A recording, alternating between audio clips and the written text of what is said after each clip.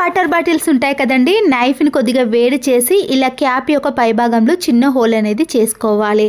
అలాగే వీడియోలో చూపించిన మాదిరిగా వాటర్ బాటిల్కి 4 సైడ్స్ కూడా ఇలా నైఫ్తో ఘాట్లు పెట్టుకున్నాం అనుకోండి, ఈ వాటర్ బాటిల్ అనేది ఇలా 4 సైడ్స్ కూడా ఓపెన్ అవుతుంది. ఇప్పుడు ఇలా ఒక వేస్ట్గా ఉన్న ఐస్ క్రీమ్ బాక్స్ని కానీ లేదా మీ ఇంట్లో వేస్ట్గా ఉన్న ఏదైనా ప్లాస్టిక్ బాక్స్ని తీసుకొని ఇలాంటి ఇంట్లో కానీ బయట పెంచుకునే చెట్లు ఉంటాయి కదండి, ఇండోర్ కానీ అవుట్డోర్ ప్లాంట్స్ని ఇలా మనము ఒక వేస్ట్గా ఉన్న ప్లాస్టిక్ బాక్స్లో పెట్టేసుకొని గట్టిగా ఉన్న ఏదైనా తాడును కానీ ఇలా మాస్క్కు వచ్చే ఎలాస్టిక్ దారాన్ని తీసేసి క్యాప్కు హోల్ చేసుకున్నాం కదండి, దానికి గట్టిగా ముడి వేసుకోవాలి. క్యాప్ని పెట్టేసిన తర్వాత ఈ ప్లాంట్ ఉంది కదండి, ఈ ప్లాంట్ని మనము ఇలా కట్ చేసుకున్న వాటర్ బాటిల్లో ఇలా 4 సైడ్లో వచ్చే విధంగా సమానంగా పెట్టేసేయండి. ఇలాంటి వాటి కోసం మనము బయట డబ్బులు ఖర్చు పెట్టి తీసుకునే బదులు ఇంట్లో ఉండే ఇలాంటి వాటర్ బాటిల్ సహాయంతో మనము తయారు చేసుకోవచ్చు. ఇలా ఏదైనా హ్యాంగర్ కానీ మేకుకు వేసామనుకోండి, చూడడానికి కూడా చాలా నీట్గా ఉంటుంది. కర్రీని కానీ ఇలా కొన్ని వాటర్ని చిన్న బౌల్లో వేడి చేయాలన్నప్పుడు స్టవ్ పైన పట్టదండి, అటు ఇటు కిందికి జారుతుంది కదా. మనము ఇలా తక్కువ గిన్నెలో ఏదైనా వేడి చేసుకోవాలి అంటే ఇలాంటి స్టాండ్ని పెట్టేసి కర్రీస్ని కానీ వాటర్ని వేడి చేయాలంటే ఈ టిప్ అనేది చాలా బాగా యూజ్ అవుతుంది. ఇంట్లో ఎక్స్పైర్ అయిపోయిన ట్యాబ్లెట్స్ ఉన్నాయనుకోండి, అవి పనికి రావని అలాగే పెట్టేస్తాం. కానీ ఇలా అయిపోయిన ట్యాబ్లెట్స్ని తీసుకొని ఒక గిన్నెలో వాటర్ని వేసి ఇలా ట్యాబ్లెట్స్ అన్నిటిని కూడా అందులో వేసేయండి. ఈ ట్యాబ్లెట్లు కరగటానికి టైం ఎక్కువగా తీసుకోదండి, త్వరగానే కరిగిపోతాయి కదా. ఇలా పూర్తిగా కరిగిపోయిన ట్యాబ్లెట్స్ని ఈ వాటర్తో గ్యాస్ స్టవ్ అనేది జిడ్డుగా తయారైనప్పుడు క్లీన్ చేసుకోవడానికి యూజ్ అవ్వడమే కాకుండా రాత్రిపూట బొద్దింకలు బల్లులు ఎక్కువగా తిరుగుతాయి కదండి, ఈ స్మెల్కి బొద్దింకలు అలాగే బల్లులు రాకుండా ఉండాలంటే ఇలా కిచెన్ని అలాగే కిచెన్ టైల్స్ని మొత్తాన్ని క్లీన్ చేసుకున్నాం అనుకోండి, కిచెన్లోకి దరి చేరకుండా ఉంటాయి. గ్యాస్ స్టవ్ యొక్క ఆన్ ఆఫ్ బటన్స్ని మనము క్లాత్తో క్లీన్ చేసినా కూడా ఇలాంటి చిన్న చిన్న ప్లేస్లో క్లీన్ కాదు కదా. ఇలా అయిపోయిన ట్యాబ్లెట్ షీట్స్ యొక్క చివరి కొన భాగంతో క్లీన్ చేసుకున్నాం అనుకోండి, దాంట్లో ఉండే డస్ట్ అనేది పూర్తిగా వచ్చేస్తుంది. వాటర్లో కలిపిన ట్యాబ్లెట్స్ అనేవి మిగిలిపోయినప్పుడు ఇలా కిచెన్ సింక్లో కూడా బొద్దింకలు ఎక్కువగా వచ్చినప్పుడు రాత్రిపూట మనము ఈ వాటర్ని వేసి సింక్ మొత్తాన్ని కూడా క్లీన్ చేసుకున్నాం అనుకోండి, కిచెన్ సింక్కు పట్టిన జిడ్డు మరకలు పోవటమే కాకుండా ఈ స్మెల్కి బొద్దింకలు కానీ బల్లులు రాకుండా ఇలా నీట్గా ఉంటుంది. ఆనియన్స్ని మనము ఇలా ఒకేసారి కేజీల కొద్ది తీసుకుంటాం కానీ అవి త్వరగా కుళ్ళిపోతాయి కదండి. ఖాళీ కొబ్బరి చిప్పలను ఇలా ఉల్లిగడ్డ మధ్యలో పెట్టేసామనుకోండి, దాంట్లో ఉండే తడిని తేమని పూర్తిగా పీల్చేస్తాయి.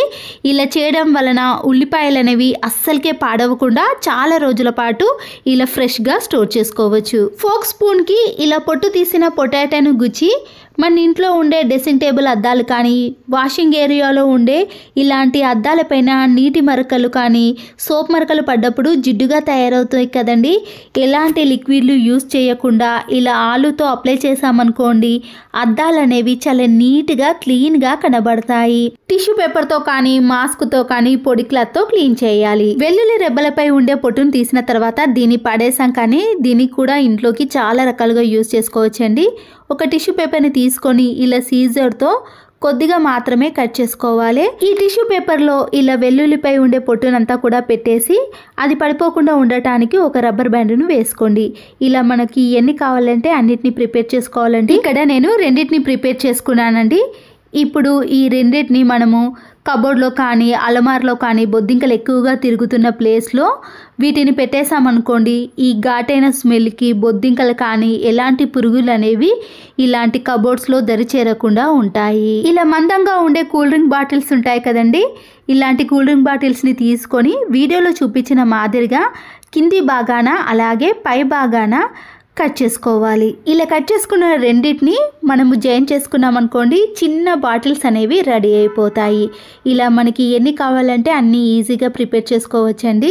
నేను ఇక్కడ రెండింటిని ప్రిపేర్ చేసుకున్నానండి. ఇక్కడ మనం జాయిన్ చేసిన దగ్గర ఇలా ప్లాస్టర్ని వేసామనుకోండి, ఊడిపోకుండా ఉంటాయి. దీంట్లో మనము ఏవైనా ఈజీగా స్టోర్ చేసుకోవచ్చండి. మనము ఇందులో ఇలాంటి చిన్న చిన్న ప్యాకెట్లో వచ్చేవి ఉంటాయి కదండి, నువ్వులు కానీ లేదా షాజీరా అలాంటి వాటిని కూడా ఇలాంటి చిన్న బాటిల్స్లో వేసుకొని స్టోర్ చేసుకోవచ్చు. ఈ బాటిల్స్ కట్ చేసినప్పుడు మిడిల్ భాగం ఉంటుంది కదండి, ఈ మిడిల్ భాగాన్ని కూడా మనము ఇలా హాఫ్గా కట్ చేసుకొని డోర్ కర్టన్స్ ఉంటాయి కదా, గాలికి అటు ఇటు కదలకుండా ఉండటానికి కూడా ఇలా వీటిని నీట్గా పెట్టుకోవచ్చు. హ్యాండ్స్ నుంచి ఎప్పుడైనా ఉంగరాన్ని తీయాలంటే టైట్గా ఉంటే అస్సలకే రాదు కదా, ఇలా వ్యాజ్లైన్ కానీ కొద్దిగా కొబ్బరి నూనెను అప్లై చేసి మనము అప్పుడు ఉంగరాన్ని తీసామనుకోండి వేళ్ళ నుండి చాలా ఈజీగా వచ్చేస్తుంది. ఇంట్లో ఇలాంటి వాష్ బేసిన్ ఉందనుకోండి, వాటర్ బాటిల్ క్యాప్ ఉంటుంది కదండి, ఇలా వాటర్ అనేవి కిందికి వెళ్లకుండా ఉండటానికి ఈ క్యాప్ని ఈ హోల్లో పెట్టేసేయండి.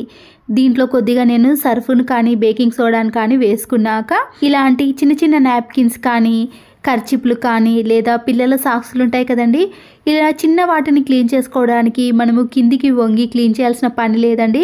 ఇలాంటి వాటిని కూడా మనము ఈ వాష్ బేసిన్లో ఇలా చిన్న చిన్న వాటిని వాష్ చేయాలంటే ఇలాంటి టిప్ అయితే చాలా బాగా యూజ్ అవుతుంది.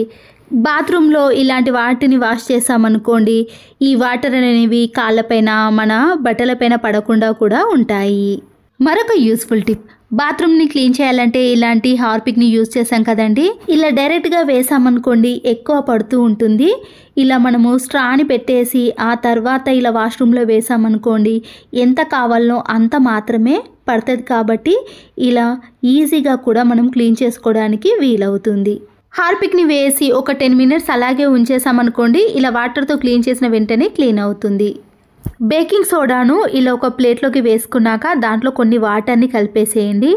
పాడైపోయిన ఒక టూత్ బ్రష్ని తీసుకున్నాక ఇలా గోడలపైన పెన్ మరకలు కానీ కలర్స్ మరకలు కానీ ఏవైనా ఉన్నప్పుడు అవి మనము ఎంత రఫ్ చేసినా కూడా రఫ్ కావండి, దాంతోపాటు పైన ఉన్న పెయింట్ కూడా పోతుంది కదా. ఇలా బేకింగ్ సోడా వాటర్ని వేసి బ్రష్తో రాసామనుకోండి ఆ మరకలు అనేవి చాలా ఈజీగా క్లీన్ అయిపోతాయి. దానిపైన ఉండే పెయింట్ కూడా అస్సలకే పోదండి, ఓన్లీ పెన్ మరకలు ఇలాంటి కలర్ మరకలు అనేవి తొలగిపోతాయి. ఖాళీ ఐస్ క్రీమ్ బాక్సులు ఉంటాయి కదండి, ఇలా దానికి రబ్బర్ బ్యాండ్లను వేసేసి దేనికి దానికి సపరేట్గా ఫోక్ స్పూన్స్ని, నైఫ్ని, సీజర్స్ని, గ్యాస్ లైటర్స్ని, పీలర్స్ని వేసామనుకోండి మనకి ఎప్పుడు ఏది కావాలన్నా కూడా ఈజీగా తీసుకోవడానికి వీలవుతుంది. ఇలాంటి ఫ్రూట్స్ని తెచ్చుకున్నప్పుడు అవి త్వరగా పాడైపోతాయండి.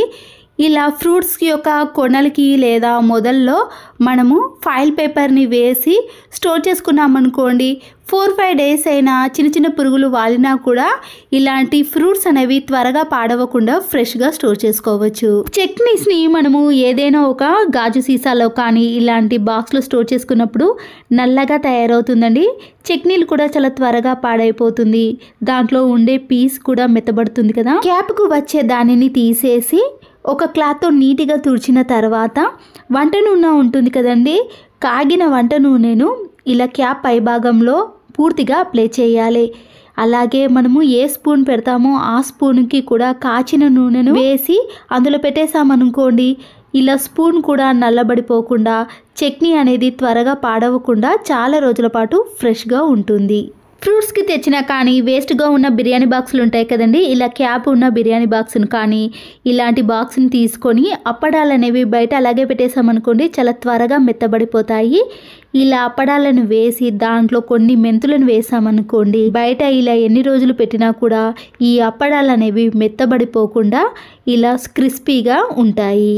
ఎగ్స్ని ఇలా బౌల్లో వేసి ఉడికించుకునేటప్పుడు ఒక్కొక్కసారి దాంట్లో ఉండే సోనా అనేది బయటికి వచ్చేస్తుంది కదండి. అంతేకాకుండా ఎగ్స్ అనేవి త్వరగా ఉడికిపోవాలంటే ఇలా వంట నూనెను వేసి ఉడికించుకోవాలి. ఇలా వేడిగా ఉన్నప్పుడే మనము దానిపై ఉండే పెంకును తీసేసినా కూడా చాలా ఈజీగా వచ్చేస్తుంది. ఎగ్స్ అనేవి పాడవకుండా ఉంటాయి. సరుకులు తెచ్చుకున్నప్పుడు ఇలాంటి బాక్స్లో ఏవి వచ్చినా కూడా మనము ఇలా స్టీల్ డబ్బాలో కానీ ప్లాస్టిక్ బాక్స్లో స్టోర్ చేసుకుంటాం, కానీ దాని ఎక్స్పైరీ డేట్ ఎప్పటి వరకు ఉందో అస్సలకి తెలియదండి. ఇలా బాక్స్లో వేసుకున్నాక దాని ఎక్స్పైరీ డేట్ ఎక్కడి వరకు ఉందో అక్కడి వరకు మాత్రమే కట్ చేసి ఇలా స్టీల్ బాక్స్కి అతికించుకోవడం కానీ లేదా దీన్ని డైరెక్ట్గా ఆ బాక్స్లో వేసుకున్నామనుకోండి ఇది ఎప్పటి వరకు ఉందో అప్పటి వరకు మనకు ఈజీగా తెలుసుకొని వాడుకోవడానికి యూజ్ అవుతుంది. లో ఉండే విండోస్ నెట్ కానీ ఇలాంటి మెయిన్ డోర్కు ఉండే జాలీలు ఉంటాయి కదండి, సన్నని డస్ట్ అనేది ఈ జాలీలోనే అలాగే ఉండిపోతుందండి. ఇలా మనము స్పాంజ్ స్క్రబ్బర్తో క్లీన్ చేసుకున్నాం అనుకోండి ఆ హోల్స్ అనేవి పూర్తిగా క్లియర్ అయిపోవటం వలన ఇలా నెట్లో ఉండే డస్ట్ కూడా పూర్తిగా తొలగిపోతుంది. వాటర్ని వేసుకొని అల్లాన్ని ఒక 2-3 టైమ్స్ పాటు ఈ వాటర్లోనే ఇలా నీట్గా మట్టి లేకుండా కడగాలి. ఇలా ఒక 5 నిమిషాల పాటు బాగా నానబెట్టిన వాటర్లో నుంచి ఈ అల్లాన్ని తీసుకొని ఇలా వడపోసే జాలి ఉంటుంది కదండి, ఇలా స్టెయినర్తో మనము గట్టిగా దానిపై ఉండే పొట్టును తీసేసామనుకోండి చాలా ఈజీగా వచ్చేస్తుంది. ఇంట్లోకి అల్లం వెల్లుల్లి పేస్ట్ని రుబ్బుకునేటప్పుడు ఇలా ఎన్ని కేజీలైనా అల్లంపై ఉండే పొట్టును తీయాలంటే ఈ టిప్తో మనము చాలా ఈజీగా తీసేయవచ్చు. ఈ జాలితో తీసామనుకోండి పొట్టు మాత్రమే వస్తుందండి, అల్లం అనేది చాలా ఎక్కువగా అలాగే ఉండిపోతుంది. అల్లం అనేది ఎక్కడ వేస్ట్ కాకుండా ఉంటుంది. పెటికోట్స్ కానీ ఇలాంటి డ్రెస్ వేసుకునే ప్యాంటు యొక్క నాడలను మనము ఇలాంటి పిన్నిస్తో ఎక్కిస్తాం, కానీ ఒక్కొక్కసారి పిన్నిస్ అనేది లేనప్పుడు పెన్ సహాయంతో కూడా ఈజీగా ఎక్కించవచ్చు. పెన్ యొక్క మొదటి భాగం ఉంటుంది కదండి, ఇలా ఏ నాడనైతే ఎక్కిస్తున్నామో దాంట్లో నుంచి ఇలా పెన్నుని తీసేసామనుకోండి, ఆ తర్వాత గట్టిగా ఆ క్యాప్ని కూడా పెట్టేసేయాలి. ఇలా వీడియోలో చూపించిన మాదిరిగా చేసిన తర్వాత మనము ఈ హోల్లో నుంచి ఇలా పెన్నుని పెట్టేసి ఆ నాడను చాలా ఈజీగా ఎక్కించవచ్చు. పిన్నిస్తో అయితే మధ్యలో ఒక్కొక్కసారి ఆ పిన్నిస్ అనేది బయటికి వచ్చేస్తుంది, కానీ ఇలా పెన్తో తీసామనుకోండి ఎంతో సులువుగా చాలా తక్కువ టైంలో ఇలా నాడను ఎక్కించవచ్చు. ఇలా అయిపోయిన పెన్నును కూడా మనము ఈ విధంగా యూజ్ చేసుకోవచ్చు. బ్లౌజ్ ఉంటుంది కదండి, ఇలా బ్లౌజ్ని మనము ఎక్కువగా కానీ లూజ్గా కానీ అయినప్పుడు డబుల్ గమ్ టేపుని మనము ఇలా అతికించేసామనుకోండి, బ్లౌజ్ అనేది లూజ్ అయినప్పుడు జారకుండా అలాగే స్టిఫ్గా ఉంటుంది. ఇలా మనము చేత్తో స్టిచ్చింగ్ వేయాల్సిన పని కూడా లేదండి. అర్జెంటుగా ఎక్కడికైనా బయటకి వెళ్ళాలన్నప్పుడు ఇలా వీడియోలో చూపించిన మాదిరిగా మనము బ్లౌజ్కి డబుల్ గమ్ టేప్ని వేసేసామనుకోండి, స్టిఫ్గా ఎంతసేపు అయినా అలాగే ఉంటుంది. ఇలా ఒక చీపురు కట్టను తీసుకొని ఇలా వేస్ట్గా ఉన్న ప్లాస్టిక్ కవర్స్ ఉంటాయి కదండి, దాన్ని ఒకటి ఇలా గట్టిగా ముడివేసేయండి. ఇలా ముడివేసిన కవర్ సహాయంతో ఇలాంటి చిన్న చిన్న స్పేస్ ఉంటుంది కదండి, దాంట్లో మనము క్లాత్తో క్లీన్ చేసినా కూడా మళ్ళీ ఆ క్లాత్ అనేది వేస్ట్ అయిపోతుంది, మళ్ళీ దాన్ని క్లీన్ చేయాల్సిన పని కూడా ఉంటుంది కదా. ఇలా బీరువా మధ్యలో కానీ కబోర్డ్ మధ్యలో ఎక్కడైతే మనకి ఇలా క్లీన్ చేయని ప్లేస్లో మనము ఈ చీపురు కట్టకు కవర్ని కట్టేసి క్లీన్ చేసామనుకోండి, మన పని అనేది చాలా సులువైపోతుంది. దీనికోసం ఎలాంటి దాన్ని యూజ్ చేయకుండా ఇలా పడేసే ప్లాస్టిక్ కవర్ని యూజ్ చేసామనుకోండి, మనకి ఎక్స్ట్రా పని అనేది అస్సలకే ఉండదు. ఇలా క్లీన్ చేసిన తర్వాత చీపురుకి పెట్టిన ప్లాస్టిక్ కవర్ని తీసేసి డస్ట్బిన్లో పడేయాలి. దీనివల్ల ఇలా చీపురు కట్ట కూడా ఎలాంటి డస్ట్ లేకుండా నీట్గా ఉంటుంది. ధూప్ స్టిక్ బాక్స్ ఉంటుంది కదండి, అయిపోయిన తర్వాత దేనికి పనికిరాదని పడేస్తాం, కానీ దీనివల్ల కూడా మనకి చాలా యూజ్ అయితే ఉందండి. ఇలా మధ్యలో హోల్గా ఉన్నది దాన్ని తీసుకొని ఇలా రెండింటిని సపరేట్ చేసుకోవాలండి. ఈ రెండింటిని కూడా యూజ్ చేసుకోవచ్చు. ఇలాంటి బాక్స్లో పిల్లలకి సంబంధించిన ఎరేజర్, పెన్సిల్ అలాంటి వాటిని అన్నిటిని కూడా ఇలా పెట్టేసుకోవచ్చు. హోల్స్ ఉన్న ఈ బాక్స్ని తీసుకొని ఇలా మధ్యలో చిన్న హోల్ ఉంది కదండి, దాన్ని డైరెక్ట్గా ఇలా మేకుకి తగిలించేసామనుకోండి, చాలా స్టిఫ్గా నీట్గా అలాగే ఉంటుంది, కింద అస్సలకే పడదండి. ప్రతిరోజు వాడే క్లిప్పులు కానీ చైన్స్ కానీ ఇయర్ రింగ్స్ కానీ లేదా ఏదైనా సరేనండి, ఇలా అన్నిటినీ కూడా మనము ఈ ధూప్ స్టిక్ బాక్స్కి పెట్టేసామనుకోండి ఎన్నైనా పెట్టుకోవచ్చు. చాలా స్పేస్ కూడా ఉంటుందండి, తీసుకోవడం కూడా చాలా ఈజీగా ఉంటుంది. మన ఇంట్లో ఇలాంటి రాగి గిన్నెలు కానీ రాగి పాత్రలు ఉన్నప్పుడు అడుగు బాగాన ఇలా జిడ్డు పట్టేస్తుందండి. మనము స్టీల్ గిన్నెలను అయితే నీట్గా క్లీన్ చేసుకుంటాం, కానీ రాగి పాత్రలను క్లీన్ చేసుకోవడానికి టైం అనేది ఎక్కువగా తీసుకుంటుంది అనుకుంటారు, కానీ సింపుల్గానే దీన్ని కూడా ఈజీగా క్లీన్ చేసుకోవచ్చండి. హాఫ్ నిమ్మకాయని కట్ చేసిన తర్వాత ఈ రాగి గిన్నె పైన సన్నుపును వేయాలి. అలాగే ఈ నిమ్మకాయ రసాన్ని కూడా వేసేసిన తర్వాత స్క్రబ్బర్ని కూడా యూజ్ చేయాల్సిన పని లేదండి. రసం తీసిన ఈ నిమ్మ తొక్కతోటే మనము ఈ రాగి గిన్నెను క్లీన్ చేసుకోవచ్చు. దేవుని సామాగ్రిని క్లీన్ చేసుకోవడానికి ఎన్నో రకాలు యూజ్ చేస్తాం, కానీ ఎలాంటివి కూడా అవసరం లేదండి. కొద్దిగా నిమ్మకాయ రసము, ఇంట్లో సాల్ట్ ఉంటే సరిపోతుంది. ఎన్ని పాత్రలైనా చాలా తక్కువ టైంలో ఈజీ ప్రాసెస్లో క్లీన్ చేసుకోవచ్చు. చూస్తున్నారు కదండి, నేనైతే ఇక్కడ స్క్రబ్బర్ని కూడా యూజ్ చేయలేను. ఇలా నిమ్మకాయ తొక్కతో క్లీన్ చేసుకుంటేనే ఈ ఒరిజినల్ కలర్ అనేది వచ్చేస్తుంది. చూడండి, ఒక్క నిమిషంలోనే రాగి పాత్రను ఎంత నీట్గా క్లీన్గా చేసుకున్నామో ఆ తర్వాత మనము వాటర్తో క్లీన్ చేసుకొని చూడండి, చాలా రోజుల వరకు కూడా ఈ రాగి పాత్ర అనేది ఇలాగే ఉంటుంది, నల్లగా జిడ్డు మారకుండా ఉంటుంది. మనము రాగి పాత్రలను క్లీన్ చేసుకోవడానికి చాలా రకాల లిక్విడ్ని యూజ్ చేసాం, కానీ త్వరగా మచ్చలు మచ్చలుగా తయారవుతుందండి.